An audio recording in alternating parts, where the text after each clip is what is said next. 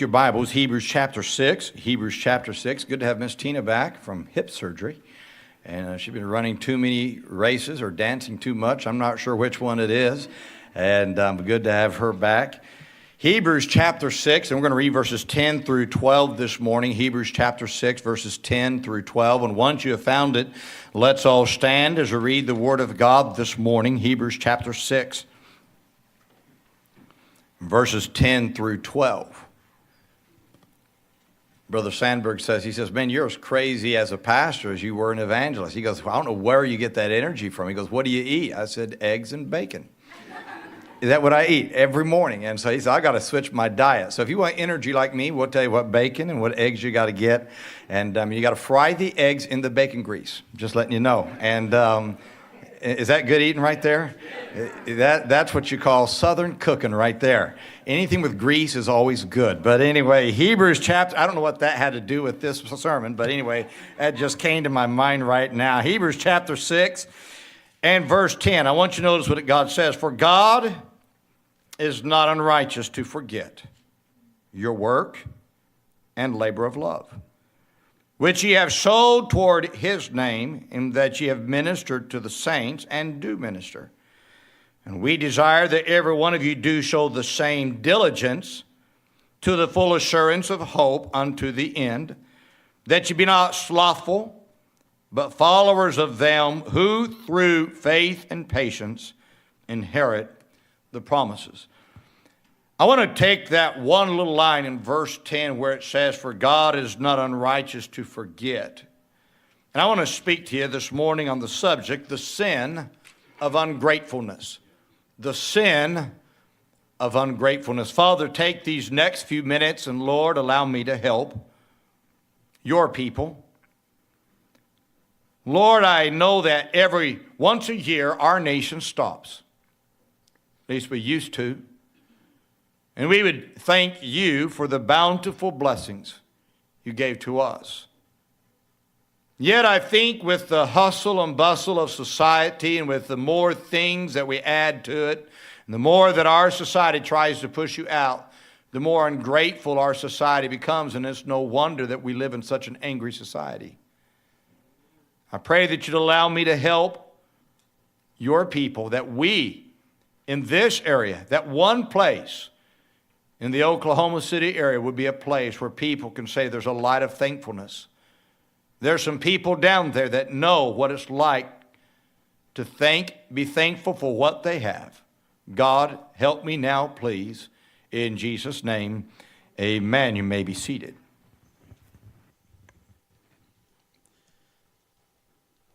We live in a very ungrateful time in our society. It used to be when I was a boy growing up, my mama and daddy would always make us say two words. Thank you. When I have the children come to the office and I give them the little dum-dums. And that's not a person, just letting you know that. I know things was going through your mind at that moment. When I give the children little dum-dums, I make sure that they say to their preacher, thank you. Because I think it's right to always say thank you when someone does something for you. My wife, she's a giver. I'm the stingy one. No amens on that. I'm the stingy one, she's the giver. She would give everything away and say, well, God's going to take care of us. I said, he already took care of us, but you gave it away. But anyway, she's a giver. But one thing my wife truly wants is a thank you. That's all she wants is a thank you. Me, money. Just give me money. She's always had a little, for years, she made these cards, right? I don't know what they're called, stamping cards or whatever like that. I just cut them out and here, thank you. Well, that's good. But she makes those special cards, and she'll make up several of them for some people, and she'll give them to them, and She'll do it 2 or 3 times, and if they never one time say thank you, she goes, I'm done. If they can't say thank you, if they can't take the time to say thank you, then apparently they don't want it. She now does some other things that I don't know, it's just money out of my pockets. All I know is that she makes these towels and does all this little weird stuff on it, and a certain bald person on the 4th row back here started trying to get something out of us this week. I've read that embezzling part inside there, and so, but my wife enjoys doing that. She truly does, and I'm glad that she does. But she's right. It's sad that people get things and then they never have the character to stop and just say thank you for something that has been given to them.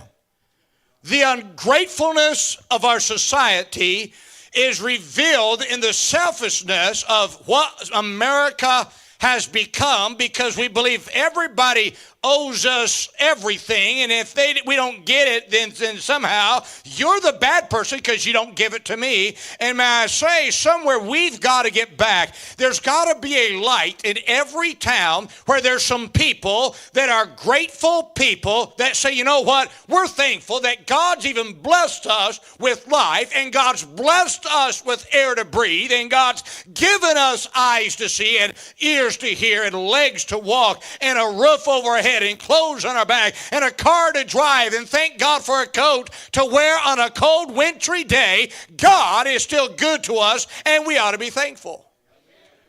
One of the quickest ways to lose the heart of anyone is to forget to show appreciation for what people do. You ever worked for someone? They never know how to say thank you. They never know how to stop and just say to someone, thank you for doing that. You say, well, but that's what they're supposed to do. But it's still not hard to say thank you. You see, we live in a society that is truly an unthankful society. I come to our text verse, and there's several things. Let me just point out, just do a little Bible study, then I want to give you some lessons, then I want to preach at you for just a little bit, and then we'll go home and eat and do a prep work this afternoon for Thanksgiving Day. But you'll catch that one later on. But anyway, but let me, if I can, just do a little Bible study. Notice what it says. It says, for God is. I want you to circle that little phrase and put this beside it, the character of God. The character of God. You say, what's the character of God? He's a present tense God. For God is. Didn't say for God was, it says for God is. May I tell you, God is always there. God is there at every moment in your life. He's always going to be there. May I tell you, the character of God is He's always there. He will never leave you alone. Doesn't matter what you go through in life. Thank God, God is always there. When you come out of the hospital room, God is there. When you're walking by the casket, God is there. When you're struggling in life, God is there. When you're having family struggles, God is there. When you're having problems on the job, God is there. When you wonder, does anybody really know what's going on? May I just testify this morning, God is. God has always been there. He's never failed to be there, and He'll always be there all the time, even when you don't feel like He's there. I can testify at 50 years young, emphasis on the young. I can testify at my age, God has never forsaken me. God has always been there. Through mountaintops and valleys, God has always been there. When everyone else has seemingly left, God has always been there, because that's the character of God. For God is. He's saying, I am a present tense God. He's a God of character. He's a God that says, okay, I'm always going to be there. But let me go on. It says in our text verse, for God is, notice the next two words, not unrighteous. Not unrighteous. I want you to put this beside it, the deity of God. The deity of God, the righteousness of God. If God is not unrighteous, let me help you out. If you're blonde, let me help you out. It means he's righteous. Is that bad? Was I not supposed to say that? Sorry, honey. And but it means, so if he's not unrighteous, that means he's righteous. When you look up the word righteous, that's a compound word. It means right, just. There's a dash there. The word right means this. It means moral, just, good. The word help me out, the ending part of it, help me out. Suffix, thank you. I'm not thinking this morning. The suffix there, the E-O-U-S means manner, state, condition. In other words, when God says that he's not unrighteous and he's insinuating, he's using the opposite to drive home who he is, he's saying this. God says my manner or that my condition is I'm a moral God. I'm a just God. I'm a good God. God's saying I'm a righteous God. My condition is always right. My condition is always moral. My condition is always good. My condition is always just. God says, he says God is. He says I'm always there. And he says that when I'm there, he says I'll always be moral. I'll always be just. I'll always be good. You never have to worry about God doing something bad. You never have to worry about God being unjust. You never have to worry about God not being a righteous God, because the state of God, the deity of God, who God is, it dictates he's a moral God, he's a just God, he's a good God. That's not all. But then he says, I love this, for God is not unrighteous to forget. Circle the phrase to forget, put this beside it, the faithfulness of God. Boy, I'm glad God doesn't have my memory. Somebody help me out. God always remembers. Always remembers. I'm talking to some of you this morning. You feel like you're alone this morning and you're almost drowning in life. Let me help you out. God is faithful. God always remembers. God, he's a moral God. He's a just God. He's a good God who always remembers. But I like this.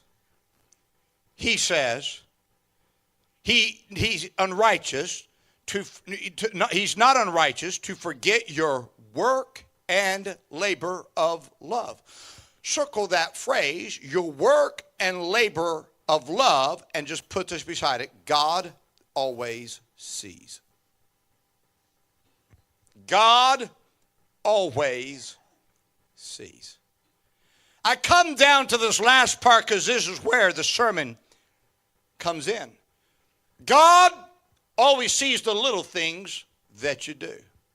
He sees you when you clean the toilets. He sees you when you pass out a gospel tract and no one's there. He sees you when you open a door when an older person's walking through and no one's there to pat you on the back and say, wow, well, you got some good character. He sees you when you pray with someone who you don't even know. He sees you when you help someone up. He sees you when you're in the car and you let someone get out because the traffic is bad, and that means nobody in this church has ever done that. But anyway, but you've got to understand God always sees. He sees what nobody else sees. He sees that good side when everybody else, see, we like to perform up here on the platform. But God says, I want you to know what you do when no one sees you. God says, I see your work. I see your labor of love. I see you when no one else sees you, bus captain. He sees you out on Saturday, giving up your Saturday, trying to fill that bus up to bring children to church so they can hear the gospel of Jesus Christ. Sunday school teacher, he sees you week in and week out. That study time, that prayer time, that visiting time. He sees it when nobody else sees it. Sometimes you feel like like nobody really understands and nobody really appreciates what you're doing. May I just tell you this morning, I serve a God, and if you're saved, you serve a God that is a faithful God, not to forget your work and labor of love when the whole world forgets. Thank God we have a God this morning that just knows what you've done. And he says, I'll reward you. I'll reward you. God is simply saying this. He is simply saying that his character is teaching the believer the importance of being a grateful person. Let me give you several lessons, give you several statements, and we'll go home. Lesson number one, it's a sin to be ungrateful. Let me say it one more time. It's a sin. It's as much of a sin to be ungrateful as it is to smoke a cigarette. It's as much a sin to be ungrateful as it is to drink a beer. It's as much a sin to be ungrateful as it is to go out and kill somebody. It's a sin to be ungrateful as much as it is to go rob a bank. You can name the sin. Let me tell you something. Somewhere we have got to put the sin of ungratefulness in the same category with every other sin, because it is a sin. If God's a righteous God and he is faithful not to forget, then somewhere we've got to learn to be a thankful people. Thankful. Listen, only a Pharisee or a selfish person will take for granted the work that people do and the love that they show. When you get to that point that you feel like that everything that comes your way you deserve, you're in serious trouble. Because the truth is, none of us deserve anything, and everything that anybody ever does for us ought to be something that comes out of our mouth. It's two words. It's called thank you. Let me give you lesson number two. God's character is to reward his children out of a heart of gratitude. Listen to me. God never forgets. My pastor for many years used to say when he was getting older, he says the one thing good about getting old is, he says, I get to travel around. And he said, I get to clip coupons. And he said, and when he was talking about clipping coupons, he got to see the rewards of his young ministry, that now as he's older, there's people that were influenced in his ministry as a younger man that were now serving the Lord, and they were doing things, and he called it clipping coupons. May I tell you, hey, Maranatha Baptist Church, yesterday I was out soul winning, and I knocked on a door, and a young lady who, get this now, used to go to the church over on MacArthur. She remembered the time at that church getting saved. Listen to me. That's called clipping coupons. Her and the person she's with are supposed to come to church next Sunday morning. Listen to me. You see, there's something God never forgets.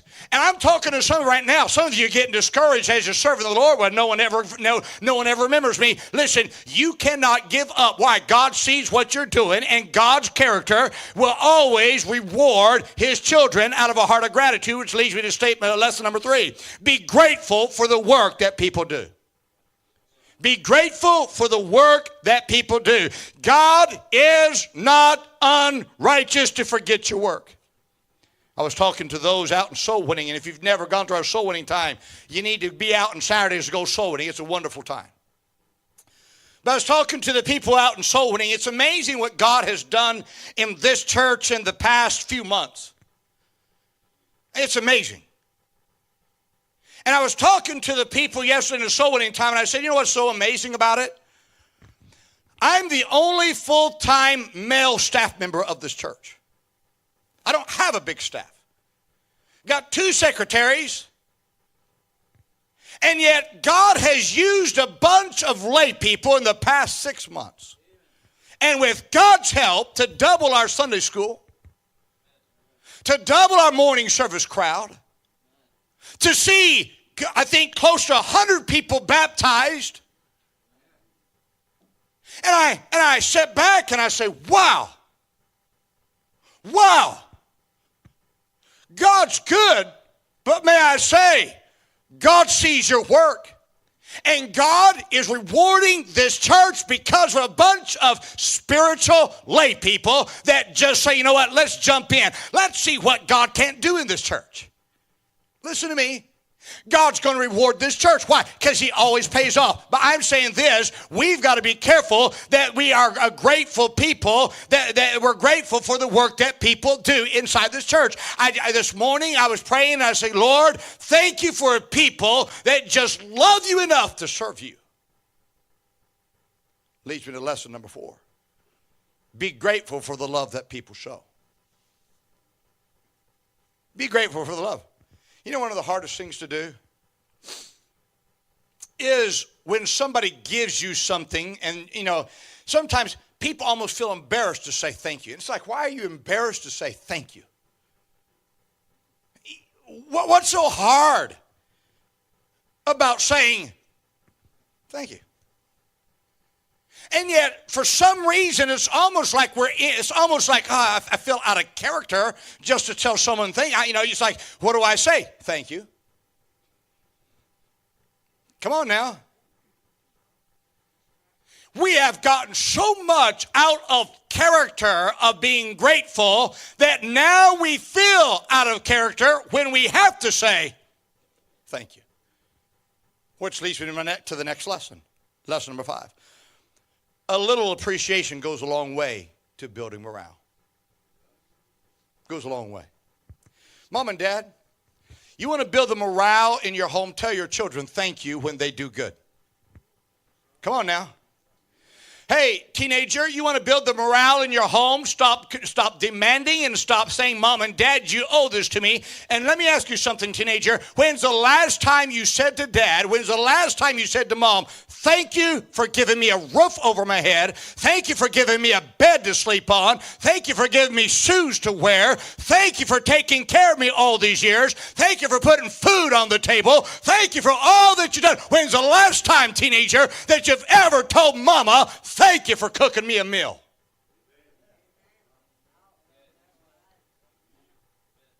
Mamas labor day and night and never hear one thank you. Let me tell you something. Somewhere we need to get right with God over that.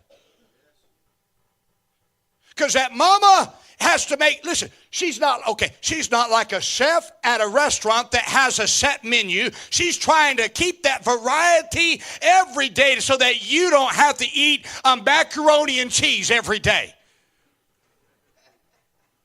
Or Hamburger Helper. Do they still have Hamburger Helper?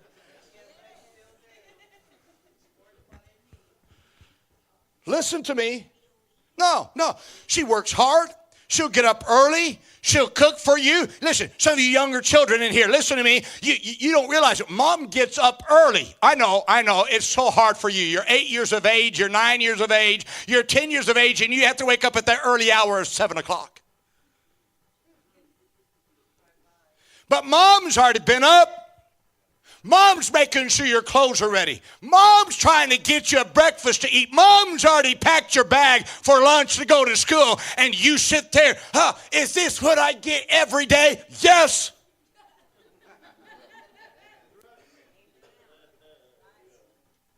And you push it and we'll give you crackers.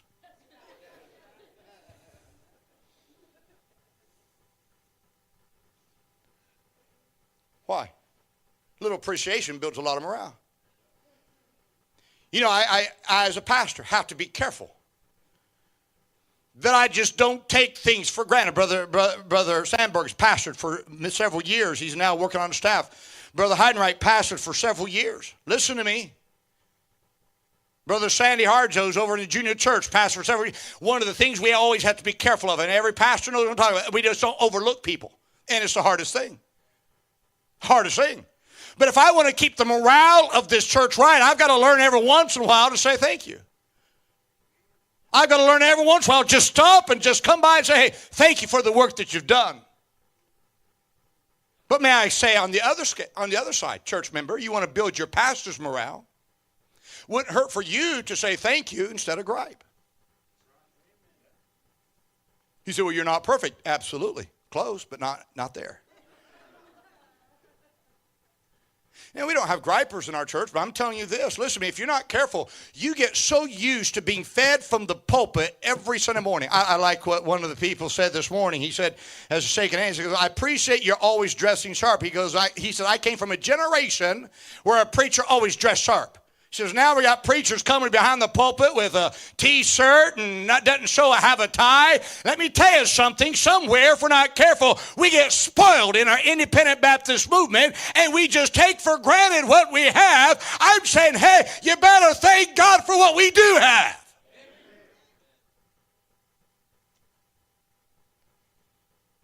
Hey, don't be afraid. You want to build morale? Thank each other. I mean, did you see Miss Tina coming up? She was walking a little slow, not as fast as she used to walk. Somebody needs to just, and she's not paid me to say this, her husband has, but she hasn't. Somebody ought to go up to her and say, thank you for taking the effort to practice and sing. She came this week on Thursday, was it? Wednesday to come practice and make sure that what she's saying today was not just a last minute type of thing and she's worked on it. Listen to me. Somewhere we take for granted what we have. Say thank you.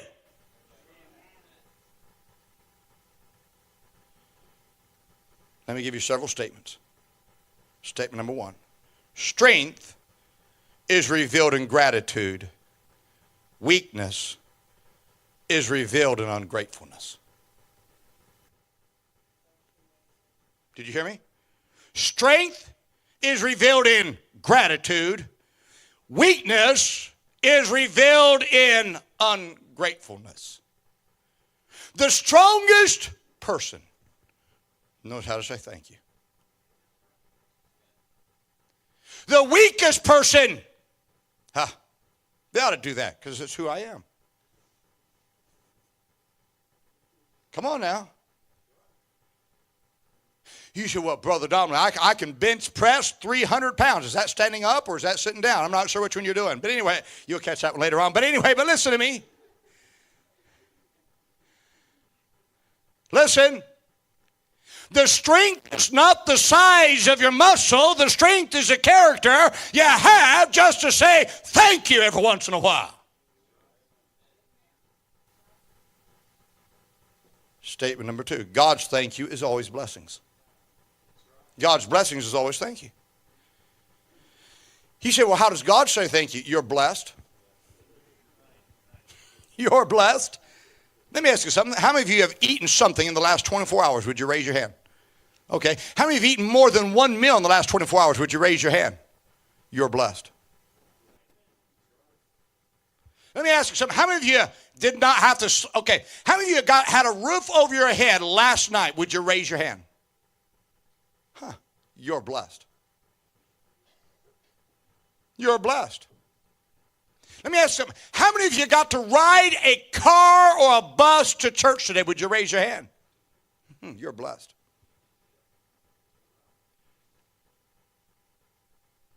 I've been in the Philippines where people have to walk to church, not just a mile or so, miles.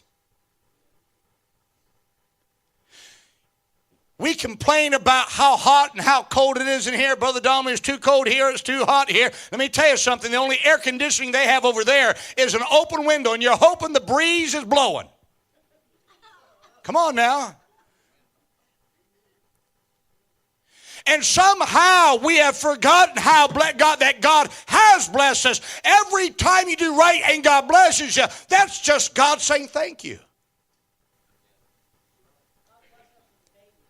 Here you go. Thank you. Statement number 3. People can't read thank you in code. Let me say it again. People can't read thank you in code. Well, they knew I meant it. No.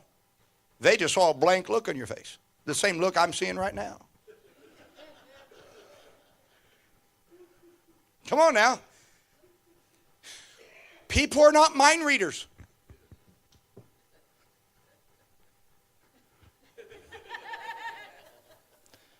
I'm reading your mind. There's not much up. I'm sorry. But anyway, don't block it. I can't see it. But anyway, listen to me. We can't read. Well, but my emotion, how do we know? Listen to me. Sometimes we assume that people know we're thankful. People can't read code. Leads to the next statement. Statement number 3, or number 4. Everyone desires to be thanked. Everyone desires to be thanked. Let me tell you something. Everybody likes to hear somebody say, thank you. Which leads you to statement number 6. It's easier to say thank you when you're looking at the blessings instead of nitpicking at the flaws. It's easier to say thank you when you're looking at the blessings instead of nitpicking at the flaws. Let me ask you something. Are you one of those nitpickers that pick at everything and you can't see any good? I am a perfectionist. And one of the biggest negatives about being a perfectionist is I tend to nitpick. And I've got to, every once in a while, just stop myself and say, stop it. Stop it. My sister was here a few months ago.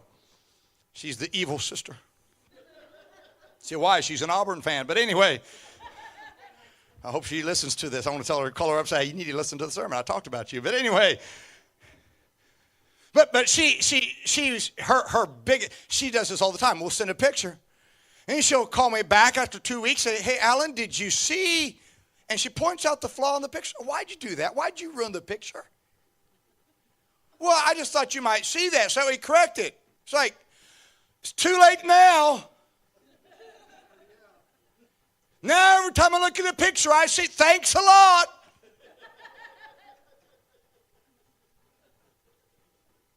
You know, but that's how a lot of believers are. We nitpick, and we never see the blessings we do have. And if you looked at the whole picture is a whole lot better than the one flaw that you see. Which leads me to statement number 7. Many relationship problems could be solved with a verbal thank you. Hey, look at the person next to you. Don't look at me. Look at the person next to you. I want you to say this to them. Ready? Thank you. I didn't hear it. Yeah, thank you. Yeah.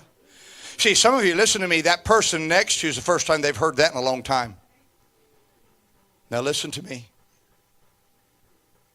I know this is, he said, Brother Domelle, this is not one of those mountaintop sermons. Of course not. But let me tell you something. This is one of those sermons that we need a revival of it in America. The one thing that Maranatha Baptist Church should be, it ought to be a church that is grateful and that we're not afraid to say thank you for everything that you said, but I don't want people just to think I'm just saying that flippantly. You're saying it. Listen, just make it part of your character. Thank you. You're welcome. There's something about just saying thank you. Thank you. Let me ask you one question. And I'll be done and say something else, be done again, and say something else, be done again. When's the last time you said thank you to the Lord for saving your soul? Listen to me. If we're not careful, we will go days without one time saying, God, thank you for saving my soul. God, I could be burning in hell right now. God, you saved me out of this life. I could have been in this life, and God, somehow you reached down in the miry clay and snatched my life out of the sin hole that I was in, and you put my feet on a solid rock, and you established my goings. When's the last time you said, Lord, thank you. Thank you for saving me. God, thank you for loving me enough when I don't deserve to be loved, for God so loved the world. Thank you. this Thursday.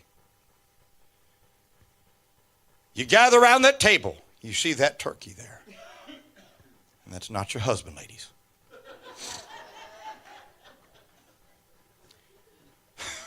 Brother Braille just caught that one. But in your case, it might be. Anyway, when you sit at the table and you gather around that table and you see all the food on that table, can I encourage you to do something? Stop. And just go around the table and say, what are you thankful for today? What are you thankful for today? Before you dive in, before you say, okay, 1, 2, 3, boom, hit it. No, stop. Just look at everybody. So what are you thankful for? What is it the past year that you're thankful for? I promise you this. If we would stop to say thank you long enough, we could find plenty of good to say, God has been mighty good to me this year. Father, thank you for what we've heard.